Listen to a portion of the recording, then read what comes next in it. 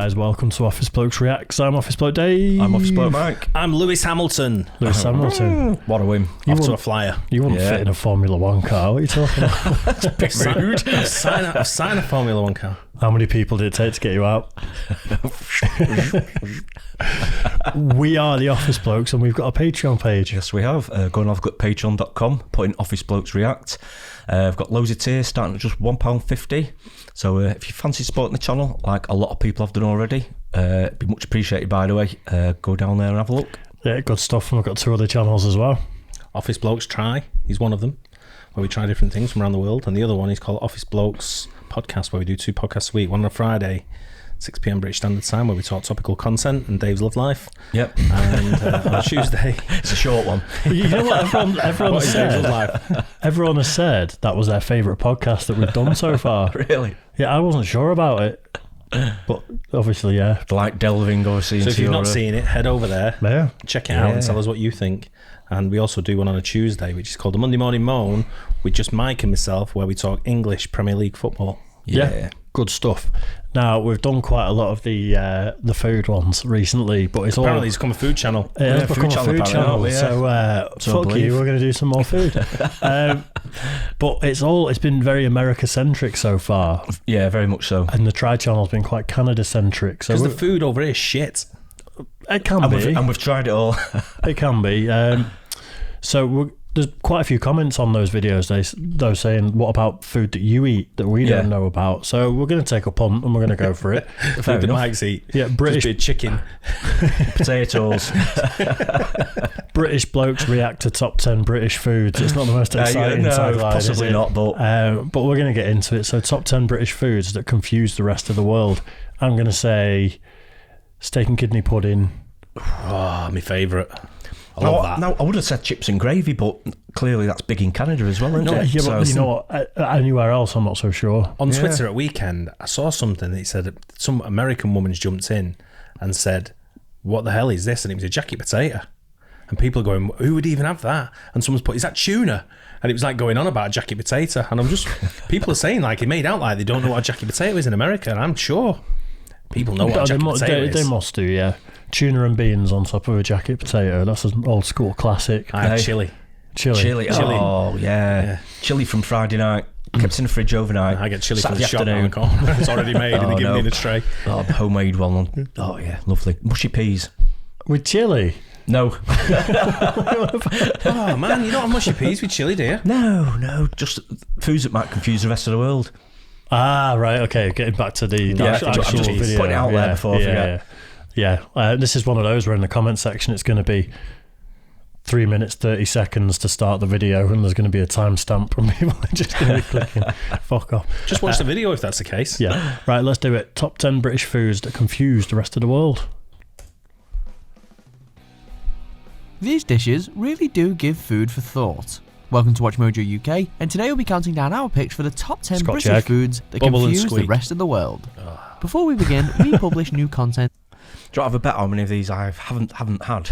I think you've had most of these. I reckon. Even me? Basic shit, yeah. If you've not had sausage and mash with a bit of gravy, there's something wrong with you. Would be fine then. Yeah. Every day, so be sure to subscribe to our channel and ring the bell to get notified about our latest videos. Starts sounding scouse then. For this list, we're looking at British foods that baffle foreign visitors, either because their names are misleading or because their ingredients are so unusual it's a wonder anyone would choose to eat them. Number 10, Scotch eggs. I don't think I should have eaten that Scotch egg. Is that egg with the sausage wrapped around it? Never mind, not important. This popular British snack consists of a hard-boiled egg enclosed in sausage meat and breadcrumbs. London's Fortnum and Mason department store supposedly invented them in 1738. Don't worry, we take the shell off. Yeah. There's any confusion there. Do you know, I've never been a fan of Scotch eggs where I've seen them and I just think, not for me. And then I went in one of the restaurants and it was on his menu. Yeah. And he said something about, he made a big issue that it was, it was on the specials menu, and I went, go on, have one. It was the best thing I've ever had. Really? Yeah. Yeah, proper like homemade rather than the Shop supermarket ball. ones. Yeah. Shop. We still need to try the Manchester egg though on the Try channel. Black pudding. I think it's black pudding. I Yeah, remember you mentioning that. Yeah. I'm sure it's a City fan, the guy that started it as well, and there's some association with City. Yeah. Oh right. Okay. Although other sources claim they originated in Yorkshire. The earliest recipe for Scotch eggs, at least in print, dates back to 1809, which recommended they be served hot with gravy, though they can equally be eaten cold as a picnic food. The taste of Scotch eggs can vary depending on where you eat them as well, with different UK regions using their own local sausages in the dish. Michael, would you like a miniature Scotch egg? Oh, not for me, pet. I've got myself a steak and kidney pie. Number 9. Deep fried Mars bars. This nation brought the world television, the steam engine, golf, whiskey, penicillin, and of course, the deep fried Mars bar. You'll find many unusual foods. I've never had one, No, me neither. Me neither. but it's more of a You Scottish should have done. thing. You're half Scottish, you. I thought you might have done. It's not even something you'd. I don't know. How would you come up with it? That's Chocolate all. bar. You know what it is? Chippy batter for me is a savoury thing. So you're basically putting chippy batter all over a sweet. It just don't do it. No, I'm with you on that, yeah. A British chip shop menu, from curry sauce to mushy peas. But surely none is stranger than a deep fried Mars bar. These calorie-laden snacks are made by dipping a chilled Mars bar into the batter normally used for frying fish, because chocolate isn't fattening enough on its own, right? The snack was apparently invented as a novelty item in the Haven Chip Bar in Scotland before growing in popularity. What will people think of frying next? Pizza? Looks oh no, alright, wait, that. they've already done that. In Glasgow, perhaps the least healthy food ever sold is the deep-fried pork sausage kebab. Number 8. Black. There's a bit more to that. It's called a Yeah. Sonic kebab, and it's a chippy sausage wrapped in doner meat and then deep fried. Right. And I've Wow. had one, and it is one of the tastiest things I've ever eaten in my life. But they were like 2,000 calories each, I think. Wow. And in Scotland, they actually had to start limiting people to one a day No, because I'm not it was surprised. killing people. It's like your whole quota in one go, that isn't Yeah. it, pretty much? Food in Scotland, Wow. shite. I got a chippy to do it for me once, and when she gave it me, she went, "I'm never doing that for you again." And I just ate it, and I was like, "Oh God, salt and vinegar all over it." It was wow. It was unbelievable. Pudding. It might have pudding in the name, but most people would be disappointed if they got served this for dessert. This sausage is typically made from a mixture of congealed pig's blood, lard, and oatmeal, and is usually eaten fried on toast or as part of a full English breakfast. There's black puddings in it. Black puddings. I love black pudding. Lemon cheesecake, it is not. Black pudding is most likely to have originated from times of hardship, when butchers would use every last part of an animal for food. And whilst it might not be to everyone's taste, it was acclaimed as a superfood in 2016. Number 7. Mince pies. Originally, these short crust pastry pies were made with real mincemeat, but nowadays the filling is a mixture of dried fruit, peel, and a type of animal fat called suet. Did it not have mince pies in America? I have no idea. It seems like such. I know the name don't doesn't seem remember. like it, but to look at as a snack, you'd think that'd be something that'd be in shops in America. I don't remember because I don't like them. I don't like them either. I love them. Fucking disgusting. I think sushi's disgusting, but you cook it. So, I mean, you can't have everything. Fair I think enough. we should have office blokes try mince pies then. I'd try it. I don't mind them. I just don't Try really it. like. I mean, I like them, yeah. raisins and currants and all Yeah, that shit. But yeah. All that fruit shit. yeah. Eaten at Christmas, the pies are commonly spiced with cinnamon, cloves, and nutmeg to represent the gifts presented to Jesus by the three wise men. Visitors to the UK are often put off by this dessert's name, but that's not necessarily a bad thing, is it? It just means that there's more left for the rest of us. Mince pie, anyone? Number 6. Bubble and squeak. Bubble. Squeak. It's piping hot. This traditionally British dish is typically made from the leftovers of the equally traditional Sunday roast. Potatoes and cabbage are its core ingredients, but other vegetables can be added, such as carrots and Brussels sprouts. The possibilities are pretty much endless here. The potatoes are mashed into the cooked cabbage, then fried in a pan and eaten hot. The name bubble and squeak is said to come from the sound the ingredients make while they are cooking in the pan, and not from the effect they have on the diner's stomach when they reach it. Number 5. Toad in the hole. Yorkshire pudding. I love toad in the hole, and I couldn't tell you the last time I had it. I like All right. toad in the hole. If I go in a restaurant like a pub and they toad in the hole, I always have it. It's served in pubs and stuff like that. Yeah, Pub yeah. food, isn't it? Yeah, it Yeah. is. Yeah, It's but like bubble and squeak. You see bubble and squeak on quite a few menus now. do you? I don't think I've ever tried that, actually, bubble and squeak. It's just kind of leftovers, isn't it? Yeah. Mushed up Looks leftovers. nice, so. Yeah, it's good. But yeah, toad in the hole I could go for with nice thick gravy all over it. Delicious. Gravy. Fuck yeah. A humble batter made from eggs, flour and milk or water was voted the top British regional dish in 2016, beating Cornish pasties and scones and cream. Or is that scones? But toad in the hole only increases the delicious factor by adding sausages to the dish.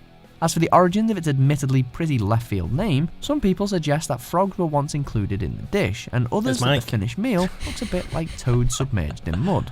Look And good on honestly, skirt, don't what could be more appetising than that? Does Toad offend you? No, but sausage in the hole sounds fantastic. Number 4, steak. It was at that moment Philip made a life choice. He suddenly realised.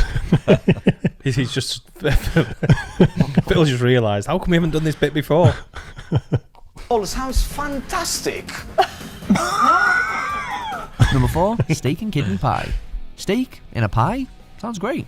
The kidneys, though, take a bit more explaining. I love kidney. Of course, offal is hardly unique to Britain. I would have gone steak and kidney pudding for foreigners not getting it. Yeah. Because steak and kidney pie is like a steak pie. Yeah, you'd have thought. Yeah, with kidneys in that'd it. be a bit more. No, but at its core, that's something I'm sure is eaten in other countries. I'm sure the pudding, that seems a pretty British type of thing, doesn't it? Yeah. They call steak it kidney pudding. They call it in America, they call it pot pie. Pot pie. What we call as a pie, would they call a pot pie? Right, okay. Because pie is like a sweet in America. In Like a tradition pizza as well. well. Pizza's pizza pie. I ordered from a New York-based, no, it wasn't based, but it was New York-inspired pizza yesterday. Nice. And they call it a pizza pie. It was called a pizza pie. Was it good? Delicious. Charlton. When you consider, though, that the function of an animal's kidney is to produce urine, it makes it particularly hard to see why anyone would spoil a steak pie by adding them into it. In Victorian times, oysters were That's the used flavour. instead to bulk out the pie, but when shellfish prices rose, kidneys took their place. And surprisingly, the pies are still hugely popular in Britain, not least on football stadium terraces. Steak and kidney pie! Steak and kidney pie! Number 3, spotted dick.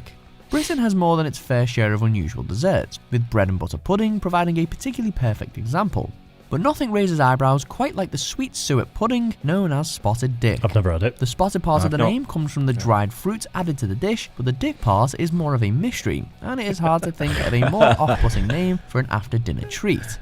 Owing to this, in Depends if it's 2018, Schofield or the not. dessert was reportedly renamed Spotted Richard in the Houses of Commons restaurant to spare diners blushes. That looks nothing like my spotted dick. Right. Number 2, haggis.